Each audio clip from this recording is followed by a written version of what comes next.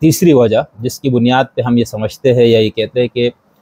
آغا جواد نقوی صاحب جو ہے وہ فکر خمینی کے حقیقی علمبردار ہے، تو تیسری جو وجہ ہے وہ ہے وحدت کے فروغ، یعنی اتحاد بین المسلمین کا جو نعرہ ہمارے ہاں لگایا جاتا ہے، اس نعرہ اور اس فلسفے کے جو بہت حقیقی طور پر شیعہ دنیا میں جو اس کے علمبردار تھے،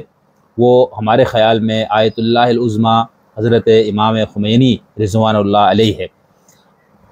اس سے پہلے بھی تھا یہ تصور، ایسا نہیں ہے، دنیا میں یہ بات مسلمانوں میں رہی کہ اتفاق ہونا چاہیے، اتحاد ہونا چاہیے، اور اس طرح کی ساری چیزیں موجود رہی،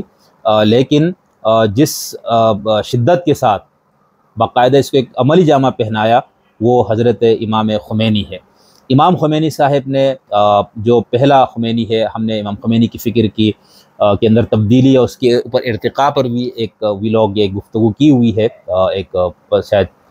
20-25 منٹ کی گفتگو ہے، ہمارے اس چینل پہ موجود ہے کہ امام خمینی ایک متعصب شیعہ عالم سے وحدت اتحاد بین المسلمین کے علمبردار تک، آپ اس خمینی کو دیکھیں گے جو کشف الاسرار کے خمینی ہے، اور اس خمینی کو دیکھیں گے جو انقلاب کے آس پاس اور انقلاب کے بعد کے خمینی ہے، تو اتحاد بین المسلمین کے حوالے سے انہوں نے باقاعدہ جو فکر جو انہوں نے دی اور اس فکر کو جس طرح سے عملی جامہ پہنایا، وہ اپنی مثال آپ ہے۔ اس حوالے سے اگر ہم دیکھیں پاکستان کے اندر، تو یہاں پر شیعوں میں بھی بہت سے علماء ہیں جو اتحاد کی بات کرتے ہیں، سنیوں میں بھی ہے، لیکن اگر آپ دیکھیں گے تو شیعہ علماء میں جو اس فکر کے حقیقی شاعری، حقیقی علمبردار اور عملی طور پر جو بندہ اس کے لیے سرگرم عمل ہے، وہ آغا سید جواد نقوی صاحب ہے۔ جواد نقوی صاحب جو ہے وہ انہوں نے نہ صرف اس پر تقریریں کی ہوئی ہے، نہ صرف اس پہ کچھ لکھا ہوا ہے، بلکہ اس کو عملی جامہ بھی پہنایا ہوا ہے۔ ان کی ایک گفتگو ہے جس کے اندر انہوں نے یہ بتایا کہ ان کے ادارے العروۃ الوثقیٰ کے اندر بہت سے دیوبندی اساتذہ موجود ہے، تو یہ بالکل ہی ایک اچنبے کی بات ہے ہمارے ہاں۔ اسی طرح ان کا یہ کہنا ہے کہ میرے پاس جو 70% اسٹاف ہے وہ اہل سنت سے ہے، تو یہ آپ دیکھ لیجئے۔ اس کے بعد وہ باقاعدہ پورے سالانہ جو ایک کانفرنس وہ وحدت امت کے عنوان سے کرتا ہے، آپ اس کو دیکھ لیجئے۔ تو ہر لحاظ سے فکر خمینی کا یہ جو پہلو ہے، اس پہلو کے بھی جو حقیقی علمبردار ہے، جس شخص نے اس کو باقاعدہ ایک حقیقت کے طور پر اس چیز کو بیان کیا اور اس کو عملی جامہ پہنایا، تو وہ آغا جواد نقوی صاحب ہے۔ تو ہم اس وجہ سے بھی یہ سمجھتے ہیں کہ آغا جواد نقوی صاحب جو ہے وہ پاکستان کے اندر شیعہ علماء میں خاص طور پر خمینی فکر کے حقیقی علمبردار ہے، اتحاد بین المسلمین کے حوالے سے۔ اچھا، اتحاد بین المسلمین کا مطلب یہ نہیں ہوتا کہ آپ جو ہے وہ اپنے اعتقادی اور فقہی جو مسلک ہے یا اس کی جو بنیادیں ہیں اس سے منحرف ہو جائیں، یہ ضروری نہیں ہے۔ اب دیکھیں جو آپ کے ہاں جو چیزیں موجود ہے فقہ میں ہو یا اعتقاد میں ہو، اس کی بھی کیٹیگریز ہے، یعنی تمام اعتقاد کی چیزیں برابر نہیں ہے، تمام فقہ کے معاملات برابر نہیں ہے۔ آپ کے ہاں فرض، واجب، مستحب، مباح، یہ ساری تقسیم موجود ہے، ٹھیک ہے۔ تو اس وجہ سے کچھ جگہوں پر کمپرومائز کرنا، کچھ جگہوں پر اپنے مسلک کی غلطی کو ماننا، یا جس انداز سے ان مسائل کو بیان کیا جاتا تھا ان مسائل کو اس انداز سے بیان نہ کرنا اتحاد کے لیے، یہ سب چیزیں امام خمینی نے دی۔ یہی چیز آپ کو اپنا خامنہئی صاحب کے اندر امام خمینی سے زیادہ اس کے اندر آپ کو بہتری اور شدت نظر آتی ہے، اتحاد کے حوالے سے حساسیت زیادہ نظر آتی ہے۔ بلکہ خامنہئی صاحب کو ان کے جو مخالفین شیعہ ہے وہ تو یہ کہتے ہیں کہ یہ زیدی پلس سنی ہے، ٹھیک ہے، وہ اس کی اپنی کچھ وجوہات ہے جس کے اوپر یہ بات کی جاتی ہے، وہ ہم پھر کسی دن بات کریں گے۔ لیکن یہاں پر جس وحدت کے لیے وہ کام کرتا، اب دیکھیں نا گزشتہ دن ہم نے ایک اپنے گفتگو میں بھی اس کا حوالہ دیا کہ خامنہئی صاحب نے امیر معاویہ کے حوالے سے وہ کہتے ہیں کہ میں نے امام خمینی سے کہا کہ اہل سنت کے لیے وہ بہت اہم اور مقدس ہے، آپ ان کے حوالے سے جو آپ طلب و لہجہ ہے وہ مناسب نہیں ہے، تو کہتے ہیں امام خمینی نے اس کے بعد سے امیر معاویہ پہ بات کرتے ہوئے احتیاط کی، پھر اس طرح کا لب و لہجہ نہیں رکھا۔ خود خامنہئی صاحب کی تقریریں آپ دیکھ لیجئے، ابھی گزشتہ دنوں انہوں نے اتحاد پر دوبارہ ایک تقریر کی، ایک پروگرام سے خطاب کیا، آپ اس کو دیکھ لیں، تو ان کا یہ کہنا ہے کہ جو لوگ اتحاد بین المسلمین کے کاس کو نقصان پہنچاتے ہیں وہ نہ شیعہ ہے نہ سنی ہے، بلکہ وہ کہتے ہیں وہ اغیار کے ایجنٹ ہے، تو اس حد تک جا کے، ٹھیک ہے۔ تو اب اس فکر کو جس انداز سے لے کر آگے جا رہے ہیں، اپنوں کی مخالفت کو مول لے کر گالم گلوچ کا سامنا کر کے، کردار کشی کا سامنا کر کے جو بندہ اس فکر کو آگے لے کے جا رہے وہ ہمارے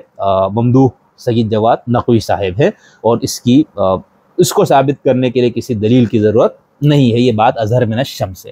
پھر ایک اور چیز جس کو ہم سمجھتے ہیں کہ خمینی صاحب کی فکر کے نہ صرف علمبردار ہے بلکہ اس کے شاعری بھی ہے اور اس کے حقیقی ترجمان بھی ہے۔ ایک وجہ خمینی صاحب اور سید جواد نقوی صاحب کی شخصیت میں ایک مماثلت اس حوالے سے کہ جس بات کو یہ لوگ درست سمجھ رہے اس کو ببانگ دہل کہہ دیتے ہیں، جس کو غلط سمجھتے اس کو بھی کہتے ہیں، یہ دیکھے بغیر کہ اس کی ذات میرے مسلک پہ پڑتی ہے یا کسی اور مسلک پہ۔ یہ خوبی بھی امام خمینی کے اندر موجود ہے اور وہی چیز جو ہے وہ ہمارے سید جواد نقوی صاحب کے اندر ہے۔ اس کے علاوہ جو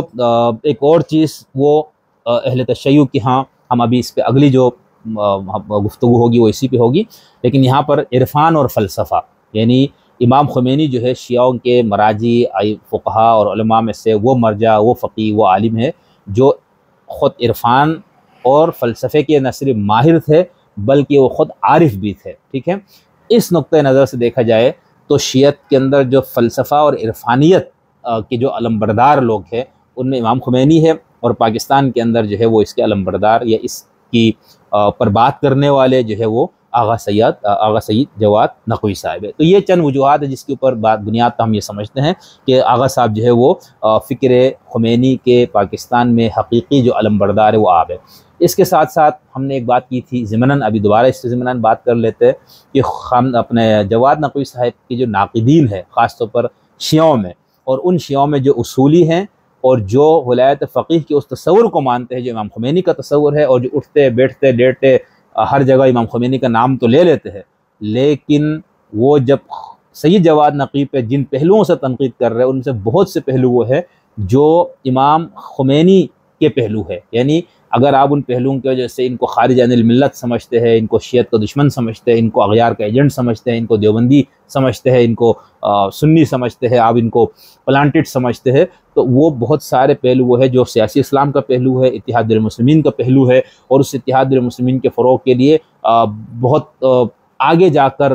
بات کرنا اور عملی قدم اٹھانا، تو ان سب پہلوؤں میں تو پھر یہ آپ کو خمینی صاحب کے اوپر بھی یہ سارے فتوے لگانا پڑیں گے، ان پر بھی پھر آپ کو اسی طرح تنقید کرنی ہوگی کہ بھئی جو خمینی صاحب ہے نا وہ اغیار کے ایجنٹ تھے، وہ جو ہے دیوبندی یا سنی تھے، وہ جو ہے شیعوں کے مخالف تھے، وہ جو ہے وہ عزاداری کے مخالف تھے، وہ جو ہے وہ امام حسین اور کربلا کی جو کے اوپر جو ہم لوگ مجالس اور عزاداری کی جو محفلیں منعقد کرتے وہ اس کے خلاف تھے۔ تو یہ سارے الزام پھر آپ کو امام خمینی صاحب پر اور ان سے زیادہ خامنائی صاحب پر بھی لگانے پڑیں گے۔ اگر ایسا نہیں ہے تو پھر یہ الزامات جو ہے ان کی کوئی وقت نہیں ہے۔